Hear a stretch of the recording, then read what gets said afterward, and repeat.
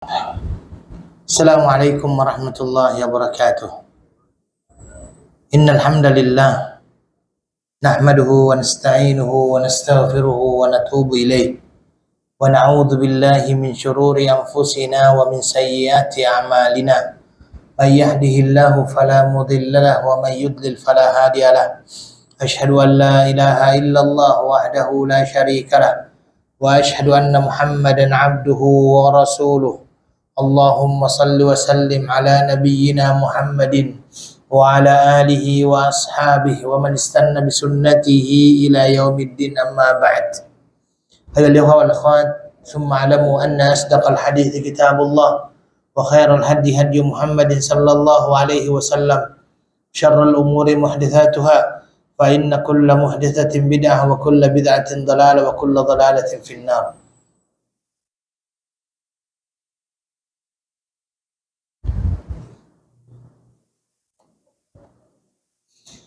Baik, alhamdulillah, alhamdulillah.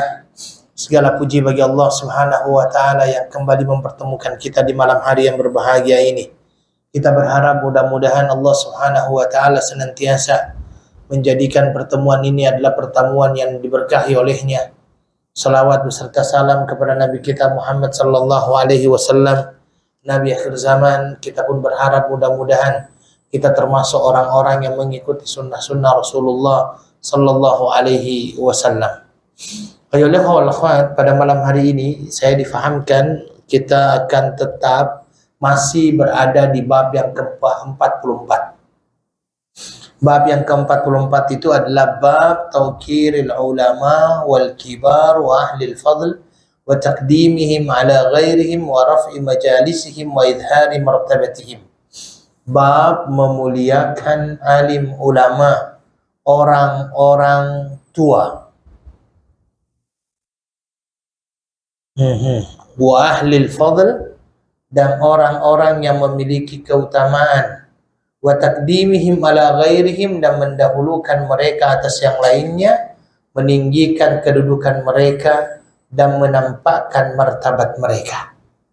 Kemudian di dalam ayat ini dikatakan, bab ini Allah Subhanahu wa taala berfirman, amman huwa qanitun ana al-laili sajidan wa qa'iman yahdharu al-akhirah wa yarju rahmata rabbih qul hal yastawi alladhina ya'lamuna wal ladhina la ya'lamun innama yatadhakkaru ulul albab. Jadi yang menjadi syahidnya ataupun yang menjadi dalilnya di sini adalah, katakanlah adakah sama orang-orang yang mengetahui dengan orang-orang yang tidak mengetahui? Sesungguhnya orang yang berakallah yang dapat menerima pelajaran. Wa an Nabi Mas'udin Uqbah bin Amr al-Badri al-Ansari radhiyallahu anhu qala Rasulullah sallallahu alaihi wasallam ya ummul qaum aqra'uhum li kitabillah fa in kanu fil qira'ati sawa fa a'lamuhum bis sunnah fa in kanu fis sunnati sawa fa aqdamuhum hijrah fa in kanu fil hijrati sawa fa aqdamuhum sinnan wa la ya'ummanna ar-rajulu ar-rajula fi sultanihi wa la yaq'ud fi baytihi ala takrimatihi illa bi idhnihi, rawahu Muslim. Wa fi riwayatin lahu fa aqdamuhum silman badalan sinnan aw islama wa fi riwayatin ya'ummul qawmu aqra'uhum li kitabillah wa aqdamuhum qira'atan fa in kanat qira'atuhum sawa fa ya'ummuhum aqdamuhum hijrah fa in kanu fil hijrati sawa falya'ummahum akbaruhum sinna wal muradu bisultanih mahallu wilayatihi awil mawdihi alladhi yakhtassu bih wa takrimatuhu bi fathit ta'i wa qasrir ra wa hiya ma yanfaridu bihi min firashin wa saririn wa nahwihima. Tayyib, ini adalah hadis yang pertama di sini dari Abu Mas'ud Uqbah bin Amir al-Badri al-Ansari radhiyallahu anhu. Ia berkata bahwasanya Rasulullah sallallahu alaihi wasallam bersabda, yang berhak untuk menjadi imam suatu kaum ialah yang terbaik bacaan Al-Qur'annya. Jika semua jamaah sama baiknya dalam membaca kitabullah, maka yang paling paham dalam as-sunnah.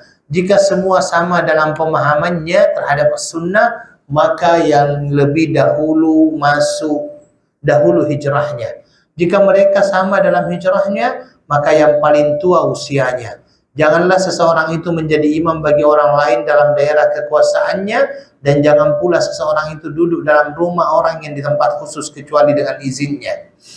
Dan dalam riwayat yang lain disebutkan oleh Imam Muslim, maka yang didahulukan adalah masuknya Islam sebagai ganti yang tertua usianya. Dalam riwayat lain disebutkan yang berhak menjadi imam bagi suatu kaum adalah yang paling baik bacaan Al-Qur'annya dan orang yang paling pertama pandai pembacanya. Jika dalam pembacaan itu sama baiknya, maka hendaklah yang menjadi imam itu adalah orang yang paling dahulu hijrahnya. Jika dalam hijrahnya sama-sama dahulunya, maka hendaklah menjadi imam bagi orang yang paling tua usianya. Bisultanihi artinya adalah tempat kekuasaannya atau tempat yang ditentukan untuknya. Takrimatih dengan ta di fathah dengan ra di kasrah ialah sesuatu yang dikhususkan untuk dirinya, baik berupa bantal, tempat tidur atau selain daripada keduanya. Di sini adalah merupakan sebuah tajuk ataupun bab yang baru, di mana al-muallif rahimahullah al-Imam An-Nawawi memulakannya dengan bab tauqiril ulama, menghormati ulama, wa ahlil fadl, dan juga orang-orang yang mempunyai keutamaan, wa taqdimihim ala ghairihim, dan mendahulukannya daripada orang lain, mengangkat mereka, derajat mereka di majlis mereka, menampakkan martabat mereka. Dan ini merupakan sesuatu yang perlu untuk kita menjadi perhatian, ya, bahwasanya kita perlu untuk memuliakan para ulama. Para ulama yang dimaksud di sini siapa? Ulama syariah. Ulama yang memahami masalah agama syariat. Kenapa? Karena mereka lah yang dimaksudkan oleh Nabi Sallallahu Alaihi Wasallam sebagai pewarisnya, pewaris para nabi. Dalam hadis Nabi Sallallahu Alaihi Wasallam menyatakan, fa innal ulama lam yuwarrithu dinara wala dirhama walakin warrathul ilma. Karena sesungguhnya para ulama itu tidak pernah mewariskan yang namanya dinar dan dirham, tetapi yang diwariskan oleh para ulama itu adalah apa? Oleh para nabi. Oh maaf. Karena sesungguhnya para nabi tidak pernah mewariskan dinar dan dirham, tetapi sesungguhnya para nabi itu mewariskan yang namanya ilmu pengetahuan. Maka barang siapa yang mengambil jalan menuntut ilmu, maka sesungguhnya dia adalah pewaris para nabi. Ya, itu yang disampaikan oleh Rasulullah Sallallahu Alaihi Wasallam. Maka ketika Nabi Sallallahu Alaihi Wasallam wafat, beliau tidak meninggalkan apa-apa, karena sesungguhnya para nabi ini tidak mewariskan yang namanya harta benda. Yang diwariskan oleh para nabi itu adalah apa? Ilmu. Dan yang dimaksud dengan ilmu di sini adalah ilmu syariah, ilmu yang berkenaan dengan ilmu agama. Kenapa?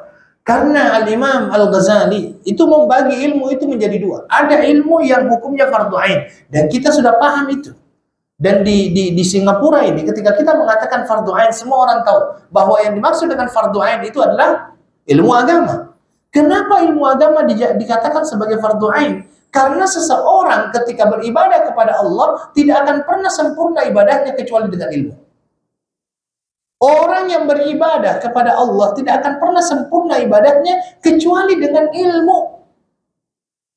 Orang sholat perlu ilmu, orang puasa perlu ilmu, orang berzakat perlu ilmu, orang berhaji perlu ilmu, orang pergi umrah perlu ilmu. Semuanya memerlukan yang namanya ilmu. Maka ya, inilah dinamakan dengan fardu ain, kewajiban yang diwajibkan ke atas setiap individu, karena sesungguhnya mereka akan beribadah kepada Allah, dan ibadah mereka kepada Allah memerlukan yang namanya ilmu.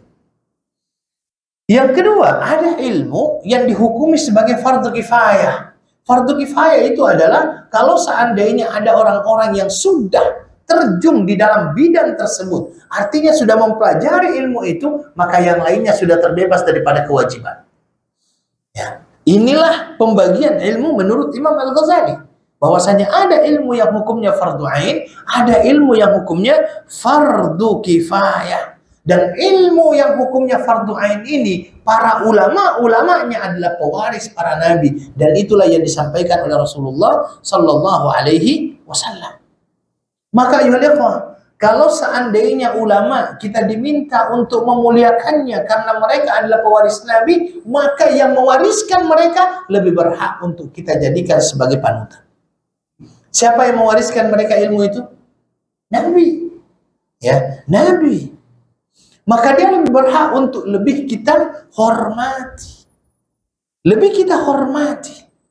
Maka yulika wal akhwat. Di sini akhirnya al-muallif rahimahullah menjelaskan kepada kita perlunya kita untuk memuliakan para ulama dalam hal ini. Kenapa? Pertanyaannya muncul kemudian adalah kenapa kita perlu memuliakan ulama? Ketika kita memuliakan ulama, sesungguhnya yang kita muliakan adalah syariat Allah Subhanahu wa ta'ala. Kenapa memuliakan ulama sama dengan memuliakan syariat? Karena mereka yang membawa syariat tersebut. Mereka yang mengajarkan sekarang itu.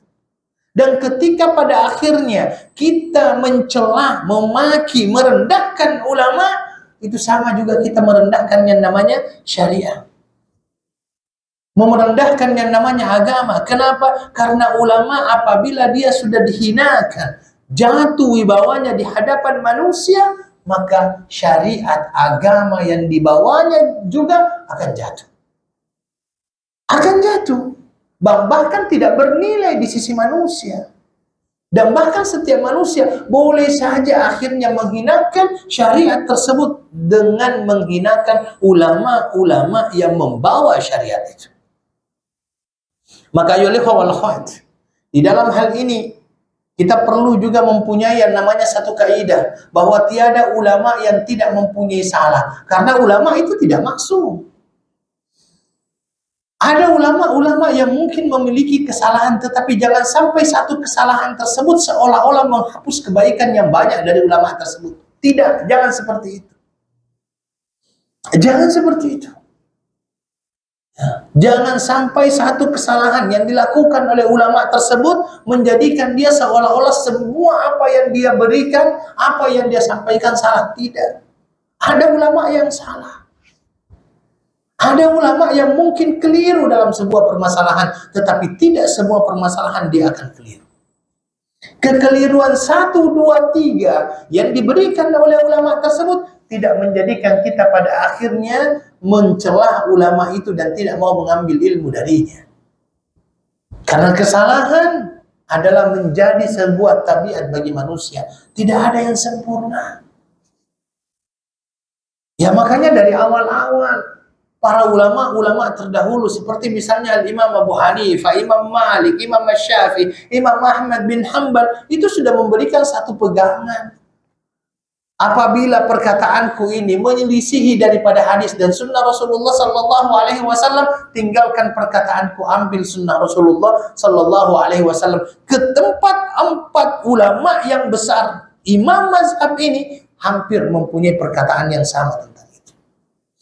Karena mereka tahu, ya, mereka tahu. Tetapi tetap kita perlu untuk menghormati mereka. Sebagaimana kita menghormati para pemimpin, kita perlu untuk menghormati juga para ulama tersebut.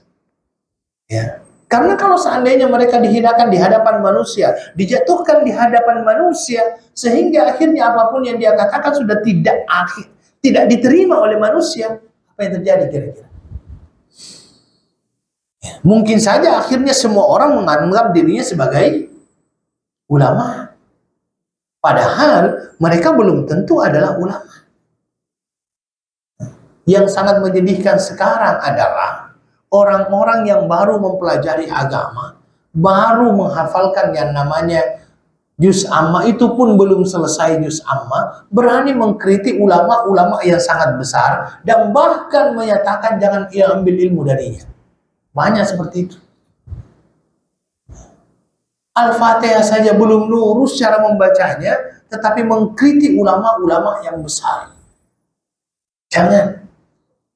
Kalau seandainya memang ada kritikan-kritikan yang terjadi di kalangan para ulama, biarlah kalangan para ulama yang menyelesaikan antara mereka berkenaan dengan apa yang terjadi. Tetapi kita tetap memberikan hormat kepada mereka. Terjadi kok perbedaan pandangan antara Syekh Albani dengan Syekh Utsaimin, ada perbedaan pendapatnya. Syekh bin Baz dengan syekh-syekh yang lainnya ada perbedaan di antara mereka. Ya, ada perbedaan di antara mereka.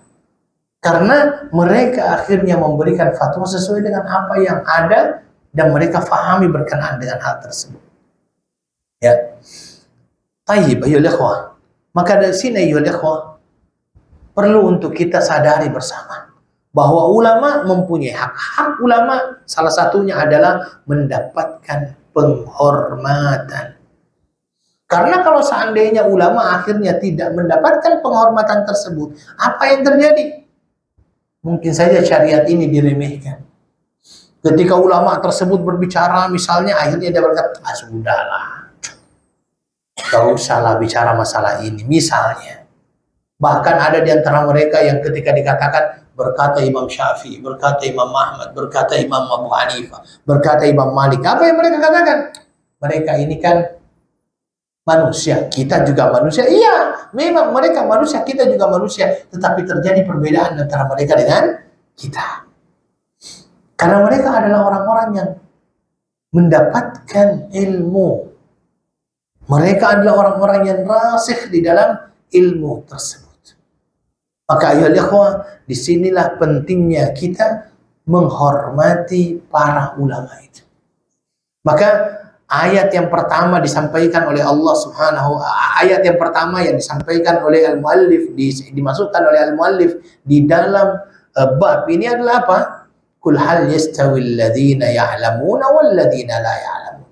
Adakah sama orang yang tidak tahu dengan orang yang tahu? Itu pertanyaan Allah Subhanahu wa taala di dalam surah Az-Zumar ayat 9. Apakah sama orang-orang yang tahu dengan orang-orang yang tidak tahu?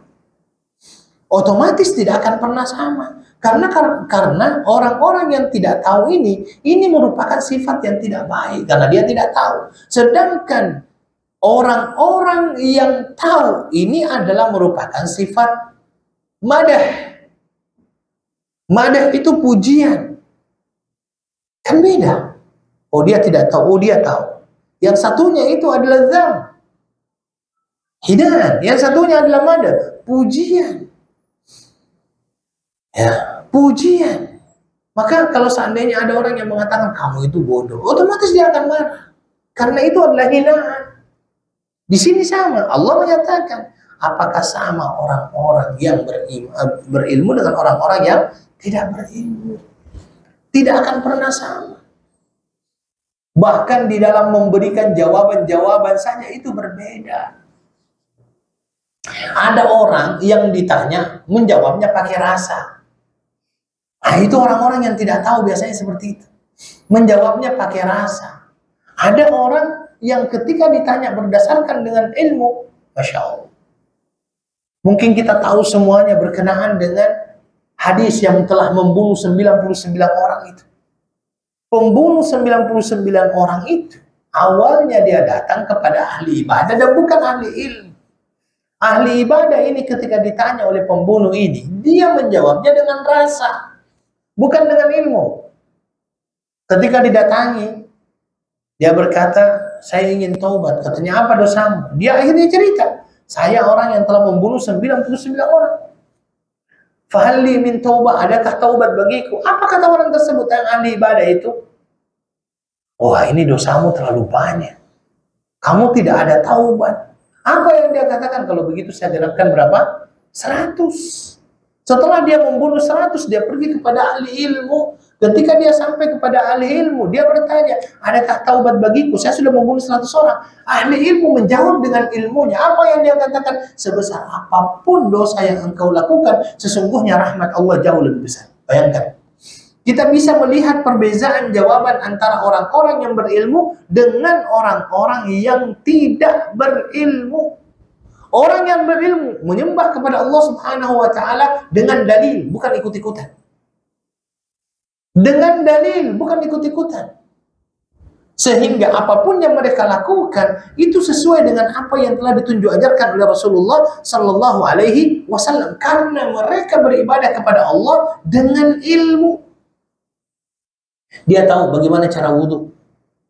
Dia tahu bagaimana cara sholat, dia tahu bagaimana cara bersuci, dia tahu bagaimana cara berpuasa, dia tahu bagaimana cara berhaji, dia tahu bagaimana cara berbakti kepada kedua orang tua, dia tahu bagaimana cara menyambung tali silaturahim. Ini yang disampaikan oleh orang-orang yang berilmu tadi. Mereka adalah orang-orang yang melakukan ibadah itu dengan ilmu, sekaligus memberikan petunjuk untuk dirinya, dia juga menyebarkan kebaikan-kebaikan kepada orang lain. Ya. Jadi memberikan penerangan kepada orang lain. Karena mereka itu bagaikan cahaya yang berjalan di antara manusia di tengah-tengah kejahilan. Mereka adalah bagaikan cahaya yang berjalan di tengah kegelapan, memberikan cahaya petunjuk sehingga memberikan kemanfaatan bukan hanya untuk dirinya tetapi juga untuk orang lain. Makanya ayo kita belajar ilmu ini kan. Kita belajar ilmu sebenarnya bukan untuk siapa-siapa, untuk kita dulu itu. Tujuan kita menuntut ilmu, mendengarkan syarahan ini, tujuan utamanya adalah apa? Raf'ul jahli an-nafsi. Mengangkat kebodohan dari diri kita. Setelah kita mengangkat kebodohan daripada diri kita, sehingga kita mampu beribadah kepada Allah dengan ilmu itu, barulah kita memberikan penerangan kepada manusia. Dan jangan sampai kita hanya ikut-ikutan aja, karena ibadah ini perlu ilmu. Jangan sampai seperti apa yang disampaikan oleh Allah di dalam Al-Quran, wa idza qila lahum ittabi'u ma anzalallah qalu bal nattabi'u alfaina alaihi aba'ana awalau kana aba'uhum la ya'qiluna syai'an wa la yahtadun. Ketika dikatakan kepada mereka, ikutilah apa yang telah diturunkan oleh Allah kepadamu, mereka malah berkata apa? Sudahlah, kami cukup mengikuti apa yang kami dapatkan dari nenek moyang kami. Padahal nenek moyang mereka itu adalah orang-orang yang tidak mengerti dan belum mendapatkan petunjuk. Satu. Tetapi apakah boleh kita ikutan? Boleh, kalau seandainya ikutannya itu dengan ilmu. Makanya di dalam Al-Quran, ya, Allah Subhanahu wa Ta'ala menyatakan, "Idh hadara Ya'qub al-maut, idh qala libanihi, ma ta'buduna min ba'di, qalu na'budu ilahaka wa ilaha abaika Ibrahim." Di sini juga dia ikut-ikutan. Ketika Yakub menghampiri ajalnya, kemudian akhirnya dia memberikan wasiat kepada anak-anaknya, apa yang kalian akan sembah setelah saya wafat? Apa yang mereka katakan? Kami menyembah apa yang kamu sembah dan juga yang disembah oleh nenek moyang kami. Betul, karena nenek moyang mereka adalah orang-orang yang sudah mendapatkan petunjuk, yaitu siapa? Ibrahim. Jadi yang satu ikut-ikutan tanpa tahu, yang satu ikut-ikutan dengan tahu, dengan ilmu. Inilah yang membedakan antara orang yang tahu dengan orang yang tidak tahu. Di sini jelas ada derajat yang berbeda antara orang yang berilmu dengan orang yang tidak berilmu. Maka dari itulah Allah Subhanahu wa Ta'ala juga mengangkat derajat bagi orang-orang yang berilmu. Apa kata Allah? Yarfa'illahu alladhina amanu minkum walladhina utul ilma darajat. Allah akan mengangkat derajat orang-orang yang berilmu di antara kalian dan juga orang-orang yang beriman beberapa derajat. Dan dengan demikian, kalau seandainya Allah Subhanahu wa Ta'ala mengangkat dan memberikan derajat kepada orang-orang yang berilmu melebihi daripada orang-orang yang tidak berilmu, maka disinilah ulama seperti Al-Imam An-Nawawi membuat satu bab berkenaan dengan menghormati para ulama. Tetapi di sini saya juga mau menjelaskan bahwasanya di dalam penghormatan kepada ulama ini, saya lihat terbagi menjadi 3 kelompok. Kelompok pertama adalah kelompok yang berlebih-lebihan. Kelompok yang kedua adalah kelompok yang sangat meremehkan. Kelompok yang ketiga adalah kelompok yang mu'tadil. Moderat lah istilahnya. Mu'tadil, pertengahan. Kelompok yang berlebih-lebihan ini seolah-olah mengangkat ulama itu melebihi daripada apa yang sepatutnya dia dapat. Sebagai contoh, misalnya ada yang sampai sujud kepada ulama. Ada yang sampai berebutan bekas air yang dipakai oleh ulama tersebut melakukan wudhu, kemudian setelah itu diminum. Bagi saya ini agak berlebihan. Bagi saya ini agak berlebihan. Ya, tetapi ada yang terlalu meremehkan. Meremehkan apa?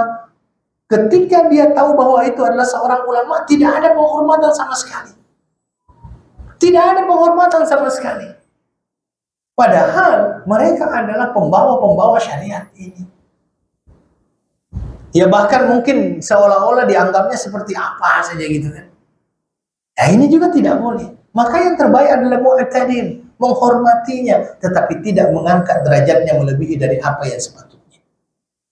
Kalau ada yang bertanya, boleh tidak mencium tangan ulama? Boleh. Boleh, silahkan. Ada contoh dari ulama salaf terdahulu berkenaan dengan masalah itu. Ulama. Ya inilah yang perlu untuk kita tanamkan di dalam diri anak-anak kita. Ya, menghormati ulama. Dan mohon maaf, dulu kalau kita dulu itu menghormati yang namanya guru itu sangat-sangat besar. Kita menghormati yang namanya guru itu, Masya Allah. Kalau di Bugis itu, orang Bugis itu punya satu pepatah, ya, mu copo na bolana, gurumu mu cece madosa toko. Itu bahasa Bugis. Artinya, kalau seandainya engkau lewat dan engkau tidak suka menghina rumah yang dipakai oleh gurumu, itu sudah masuk dalam kategori dosa. Itu yang diajarkan dulu kepada kami, yang sampai sekarang kami pegang itu. Maka berkhidmat kepada guru itu adalah sesuatu yang sangat luar biasa. Dan saya katakan, tidak ada istilah mantan guru. Guru tetap guru, tidak ada yang namanya istilah mantan guru. Ya. Kita tetap menganggap mereka sebagai guru kita selama mereka pernah mengajar kita. Dia mantan guru saya itu. Nanti mantan gurunya pun berkata, ini bekas murid saya ini. Satu mantan guru, satu bekas murid.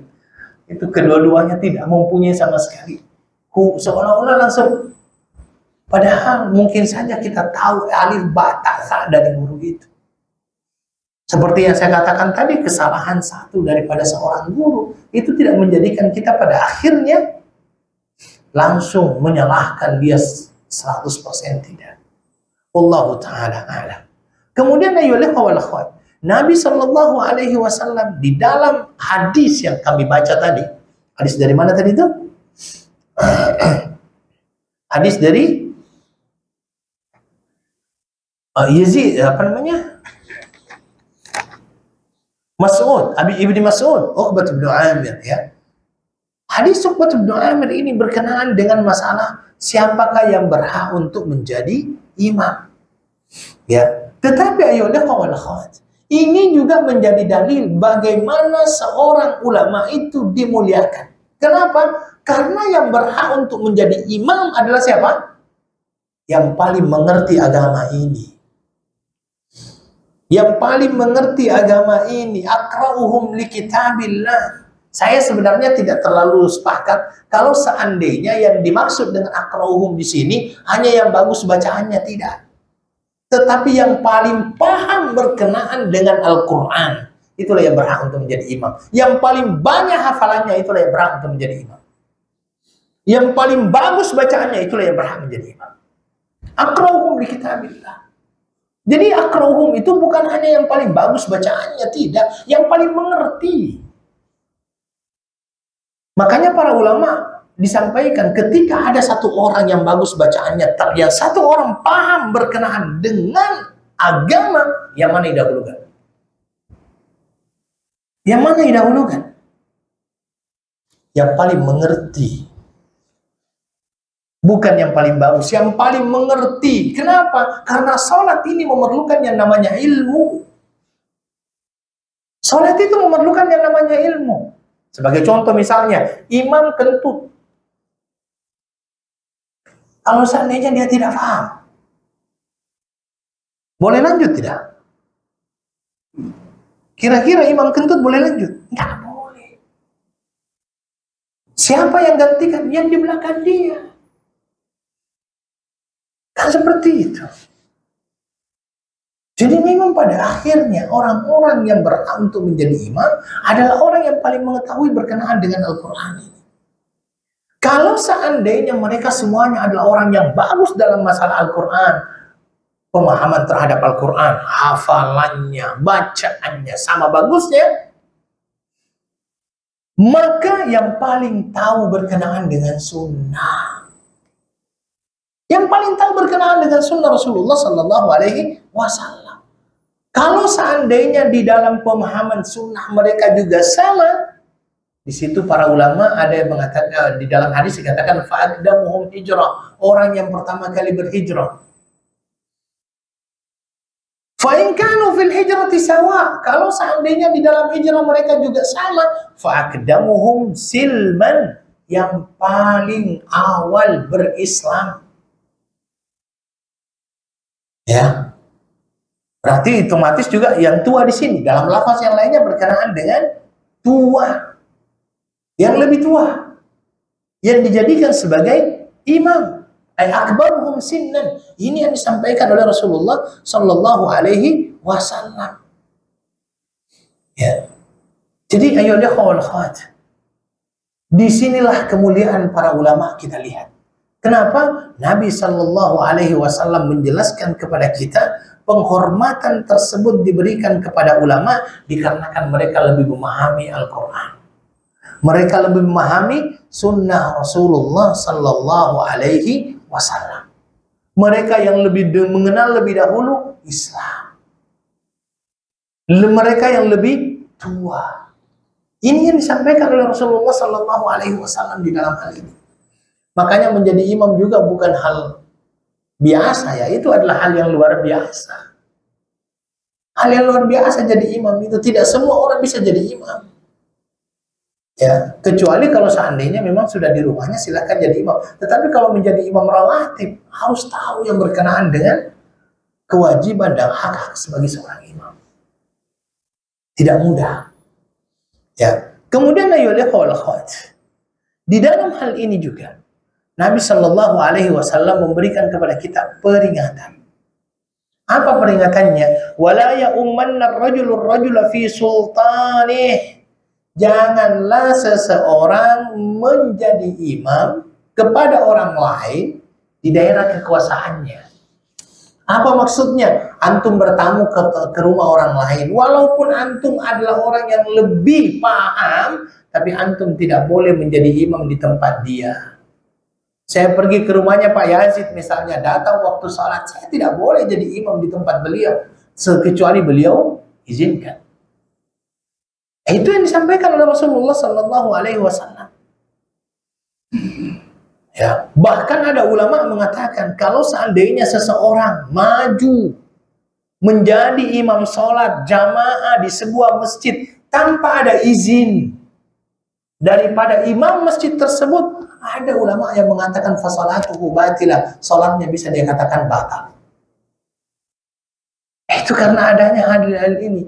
Makanya kalau seandainya Anda sebagai seorang musafir, berikanlah kepada ahlul balad.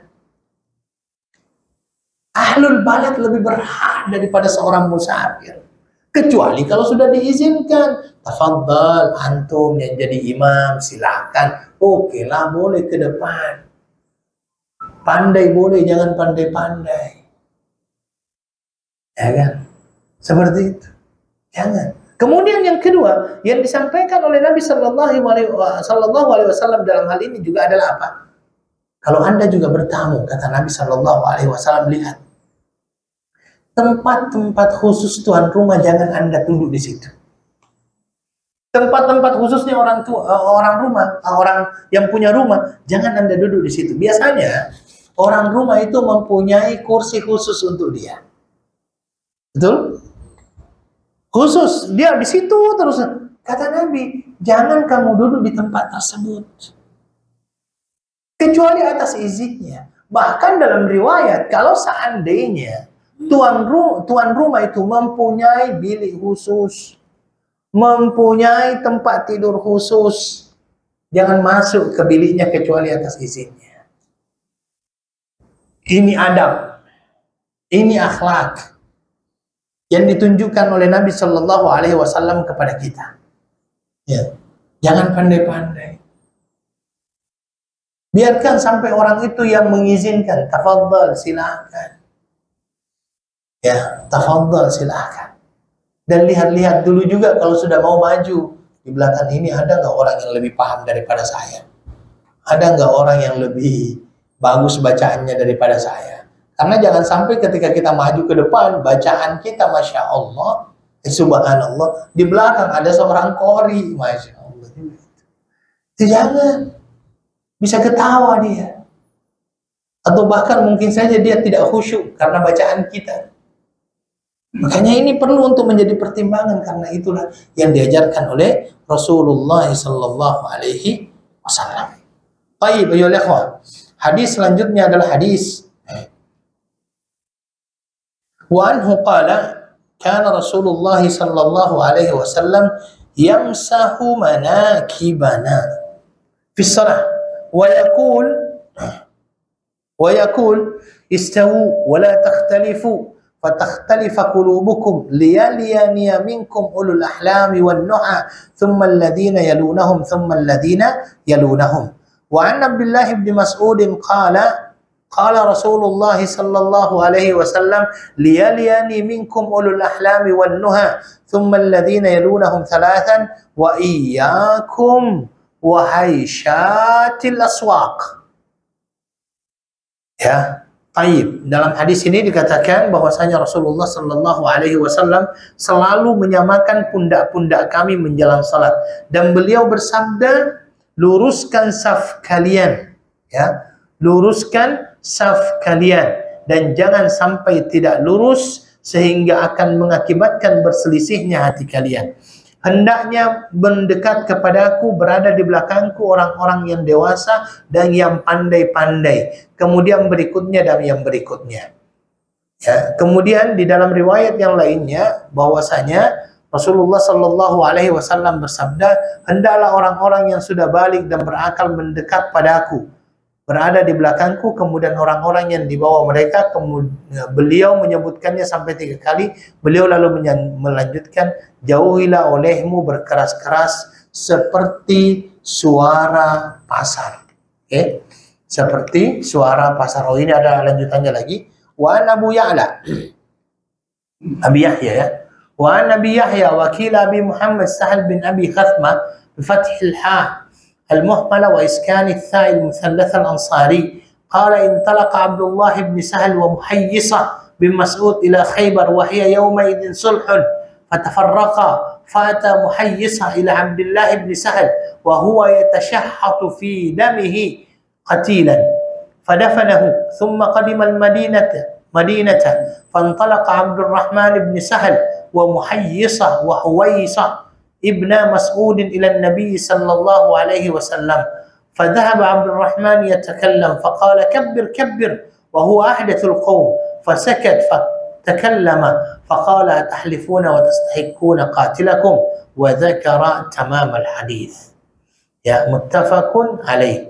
Dari Abi Yahya ada yang mengatakan namanya Abu Muhammad Sahal bin Abi Khasmah dengan ha muhmalah di fathah dan sukunnya ta musannath al-Ansari. Ia berkata, Rasulullah Abdullah bin Sahal dan Muhayyisah bin Mas'ud berangkat ke Khaybar pada saat perdamaian. Kemudian kedua orang itu berpisah. Setelah itu Muhayyisah mendatangi tempat Abdullah bin Sahal. Kemudian yang didatangi ini sudah dalam keadaan berlumuran darah dan telah terbunuh. Muhayyisah lalu menguburnya, lalu kembali ke Madinah. Setelah itu Abdurrahman bin Sahal, Muhayyisah dan Huwaisah, keduanya putra Abdul Mas'ud, berangkat ke tempat Nabi. Abdul Rahman pun mulai berbicara.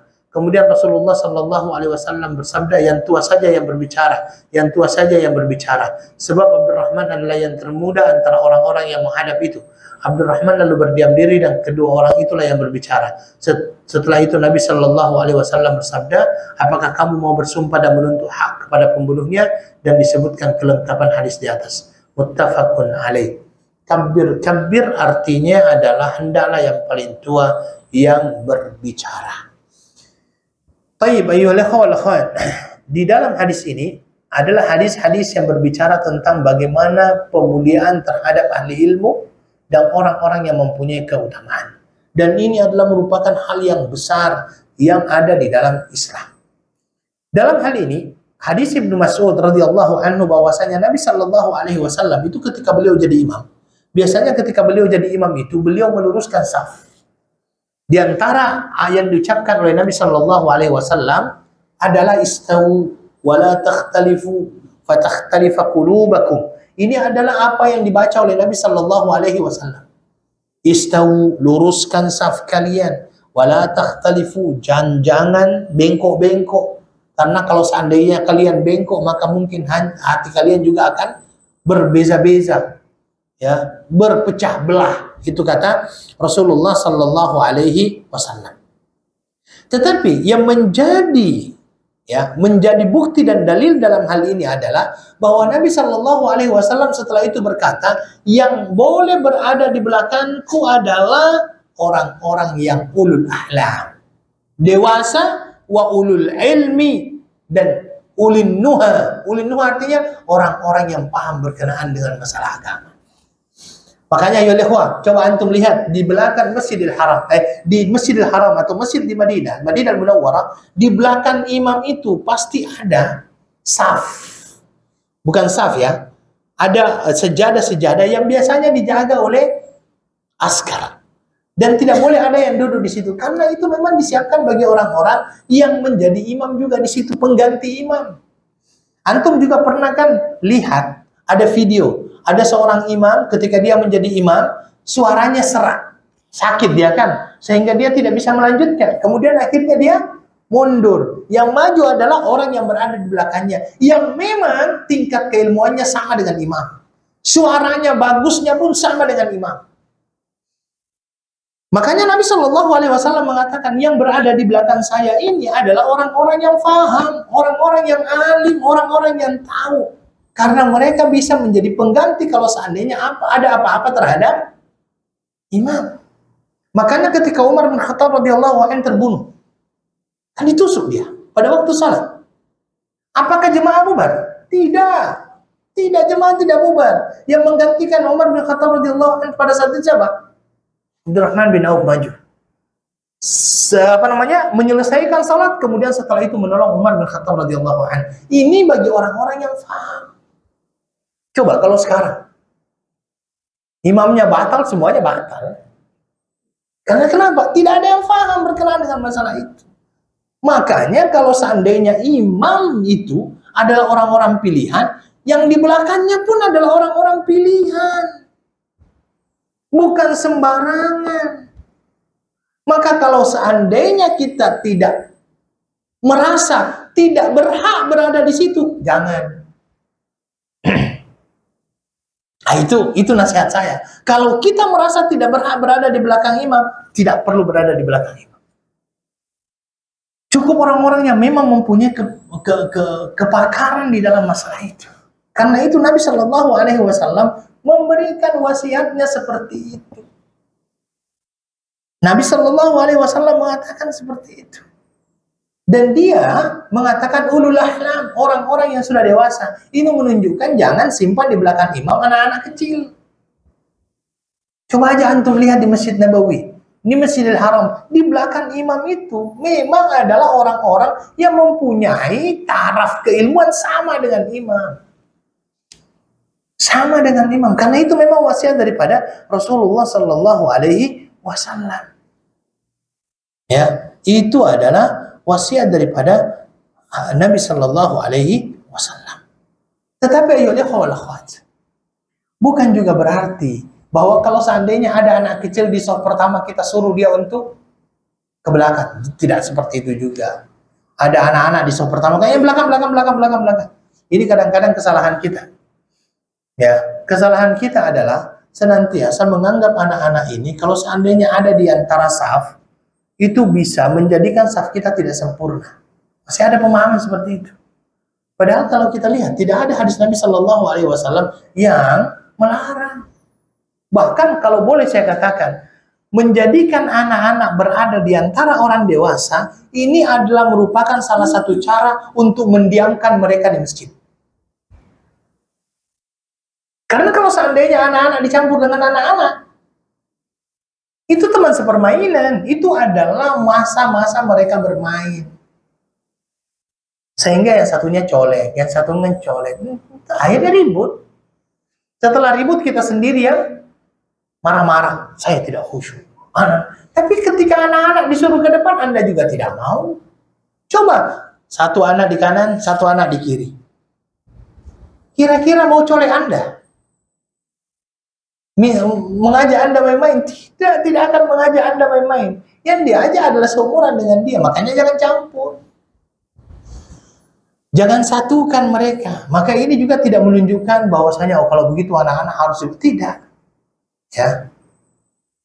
Jadi ada perbedaan ketika Nabi mengatakan liyani ulul ahlam. Yang di belakang saya adalah orang-orang ya yang faham, orang-orang yang sudah dewasa. Ya. Karena memang diperlukan orang-orang yang akhirnya bisa menjadi pengganti imam ataupun membenarkan bacaan imam. Sebenarnya yang paling berhak membenarkan bacaan imam itu siapa? Yang berada di belakang imam. Kalau semua jemaah membenarkan bacaan imam, imamnya bingung yang mana satu mau diikuti ini. Kadang-kadang kan ada juga orang yang, oh saya hafal ini, saya hafal. Paling belakang dia teriak juga. Udah, Anda jangan teriak. Itu bukan tempat Anda teriak di situ. Biarkan yang di belakang imam yang di belakang imam itulah yang memberitahu kesalahan daripada imam. Anda ikut sudah. Ya. Seperti itu di dalam Islam. Sehingga akhirnya teratur. Ya. Akhirnya teratur.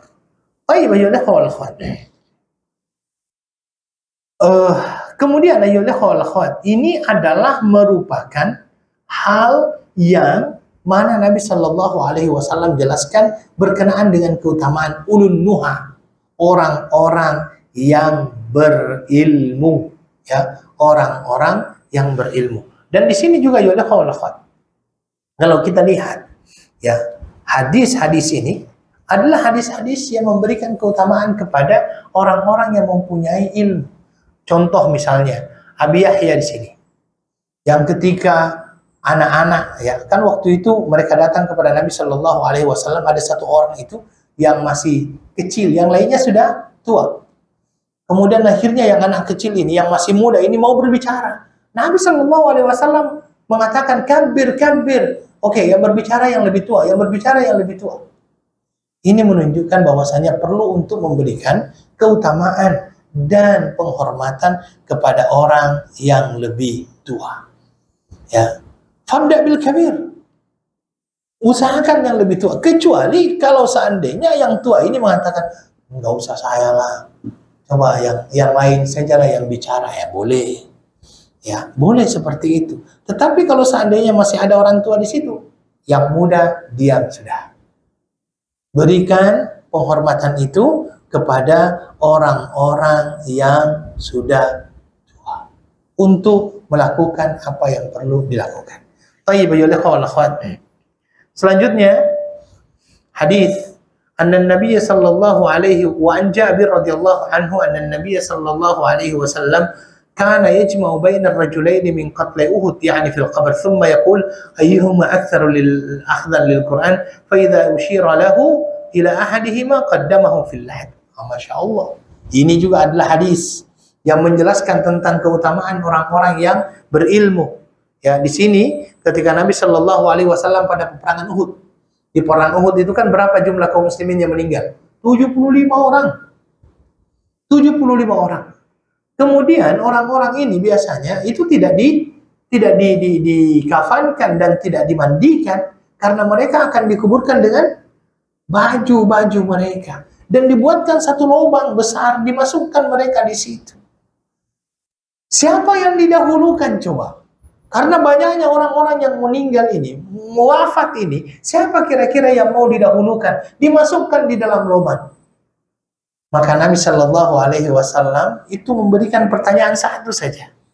Apa kata Nabi? Siapa yang paling banyak menghafalkan Al-Quran? Siapa yang paling faham Al-Quran? Ketika sudah akhirnya cari-cari, oh ini saudara Rasulullah, kata Nabi, yang paling hafal Al-Quran dahulukan. Sampai mati pun mereka dihormati. Sampai mati pun mereka mendapatkan penghormatan dalam hal ini. Siapa yang pertama kali dimasukkan ke dalam lubang kubur, padahal mereka waktu itu banyak, adalah orang-orang yang mempunyai hafalan dan pemahaman Al-Quran yang sangat baik. Itulah yang didahulukan. Hadis selanjutnya adalah anna Nabi sallallahu alaihi wasallam qala arani fil manami atasawwaqu bisiwakin faja'ani rajulani ahaduhuma akbar min al-akhar fanawaltu as-siwak al-asghar faqila li kabbir fadafa'tuhu ila al-akbar minhuma. Ini juga adalah hadis dari Ibnu Umar radhiyallahu bahwasanya Nabi sallallahu alaihi wasallam mengatakan, aku pernah bermimpi dalam tidurku, aku sedang bersiwak. Ya, bersiwak. Bersiwak itu gosok gigi dengan kayu siwak. Kemudian kata Nabi sallallahu alaihi wasallam, tiba-tiba datang dua orang kepadaku. Salah satunya sudah tua dan yang lainnya masih muda. Saya memberikan siwak saya itu kepada yang lebih muda. Tiba-tiba dia berkata, dahulukanlah yang lebih tua, kabir. Maka Nabi sallallahu alaihi wasallam memberikan siwak itu kepada yang lebih tua. Ini juga menjadi dalil bagaimana kita perlu untuk menghormati orang-orang yang tua daripada kita. Kemudian hadis dari Amr bin Shu'aib an abihi an jaddihi qala Rasulullah sallallahu alaihi wasallam laisa minna man lam yarham saghirana wa ya'rif syarafa kabirina. Ya, bukan termasuk daripada golonganku. Siapa mereka? Orang yang tidak bisa menyayangi anak kecil dan tidak menghormati orang besar, orang yang lebih tua. Di sini Nabi Shallallahu Alaihi Wasallam sebenarnya memberikan kepada kita berbagai macam contoh juga, ya, berbagai macam contoh juga. Bagaimana akhirnya Nabi Shallallahu Alaihi Wasallam sangat menyayangi anak kecil. Nabi Shallallahu Alaihi Wasallam waktu berada di masjid, kan Hasan dan Husain waktu itu masih kecil. Dia naik di atas Nabi Shallallahu Alaihi Wasallam ketika Nabi dalam keadaan melaksanakan sholat dan Nabi Shallallahu Alaihi Wasallam tidak marah. Anas bin Malik radhiyallahu anhu yang menjadi pembantu Nabi Shallallahu Alaihi Wasallam sejak beliau kecil. Nabi Shallallahu Alaihi Wasallam dikatakan oleh Anas bin Malik, Nabi itu tidak pernah memarahinya, sangat menyayanginya. Nabi bukanlah juga orang yang keras, walaupun dia sebagai seorang pemimpin sampai tidak mau menegur anak kecil, tidak. Ada seorang anak kecil di Madinah yang bernama Abu Tufail. Dia punya burung namanya An-Nughair. Nabi itu kalau lewat dia selalu sapa, Nabi selalu menyapa dia. Ya Abu Tufail, madza fa'ala An-Nughair? Wahai Abu Tufail, apa yang dilakukan oleh An-Nughair? An-Nughair ini nama burung dia. Nabi kalau lewat dia senantiasa disapa oleh Rasulullah Sallallahu Alaihi Wasallam. Nabi juga memberikan yang namanya nasihat-nasihat kepada anak kecil, termasuk diantaranya kepada Abdullah bin Abbas radhiyallahu anhu. Juga pernah memberikan nasihat kepada anak daripada Ummi Salamah, yang waktu itu menjadi anak tirinya kan, karena beliau menikah dengan Ummi Salamah. Ya, kemudian akhirnya Ummu Salamah pada saat itu makan bersama Rasulullah Sallallahu Alaihi Wasallam. Anaknya Ummi Salamah ini yang mengatakan, wa kanat yadi tatishu fis sahfah. Waktu itu saya makan bersama dengan Nabi Sallallahu Alaihi Wasallam. Tanganku itu kemana-mana di dalam nampang itu. Kemudian akhirnya Nabi Sallallahu Alaihi Wasallam menegurnya. Tapi tegurannya itu, masya Allah, teguran nasihat. Ya gulam, wahai anak kecil, samillah, ucapkan basmalah. Wa kul biyaminik, makan dengan tangan kananmu. Wa kul mimma yalik, makan apa yang ada di hadapanmu. Dengan penuh kasih sayang. Itulah yang dilakukan oleh Rasulullah Sallallahu Alaihi Wasallam, sehingga dia dicintai bukan hanya oleh orang dewasa teman sebayanya, tetapi Nabi juga dicintai oleh anak-anak karena mereka sangat perhatian dengan anak-anak tersebut. Tetapi juga dikatakan di sini, wa ya'rif syarafa kabirina, dan bukan juga golongan kami yang tidak mengetahui bagaimana cara menghormati orang besar. Ya. Masalah dalam hal ini, Ya, dengan orang besar, orang yang sudah berumur misalnya, berikan kesempatan kepada dia berbicara kalau memang dia mau berbicara. Ya, berikan. Bahkan ayyuhal ikhwah, di dalam di dalam beberapa pandangan ulama, kalau seandainya ada makanan, ada minuman dan di situ ada orang tua, berikan kepada dia terlebih dahulu. Ya, misalnya saya dengan Cik Sukiman misalnya lagi minum, saya akan mengatakan silakan Cik Sukiman gitu kan, atau Bang Sukiman, karena dia lebih tua misalnya seperti itu. Itulah yang diajarkan oleh agama kita. Makanya Nabi Shallallahu Alaihi Wasallam ketika ada yang besar dan ada yang kecil, ada yang sudah berumur dengan tidak berumur, Nabi akan mendahulukan orang-orang yang berumur. Ya, karena itu adalah bentuk penghormatan kepada dia. Sehingga dikatakan kabir, besarkan. Dewa, ya, mulailah dari yang besar, mulailah ya dari yang besar. Nah, itu yang dilakukan oleh Rasulullah Shallallahu Alaihi Wasallam. Ya, karena menghormati orang-orang besar adalah bentuk ya, akhlak yang baik dari seorang Muslim. Mencintai, menyayangi anak kecil, menghormati orang besar, itu adalah merupakan bagian daripada adab, akhlak yang perlu dimiliki oleh seorang Muslim. Orang Muslim adalah orang yang penyayang. Orang Muslim adalah orang yang mengerti bagaimana cara menghormati. Jangan sampai kita akhirnya keras terhadap anak-anak, tidak menghormati orang tua, jangan. Kita mempunyai mizah keistimewaan di dalam Islam ini, akhlak. Orang tua kita hormati, anak kecil kita sayangi. Wallahu ta'ala alam. Saya kira itu yang bisa kami sampaikan. Ada pertanyaan silakan. Baik, syukran, jazakumullahu khairan. Ya, kita akhiri dengan doa kafaratul majlis. Subhanakallahumma wa bihamdika asyhadu an la ilaha illa anta astaghfiruka wa atubu ilaik. Wa akhiru da'wana alhamdulillahi rabbil alamin. Assalamualaikum warahmatullahi wabarakatuh.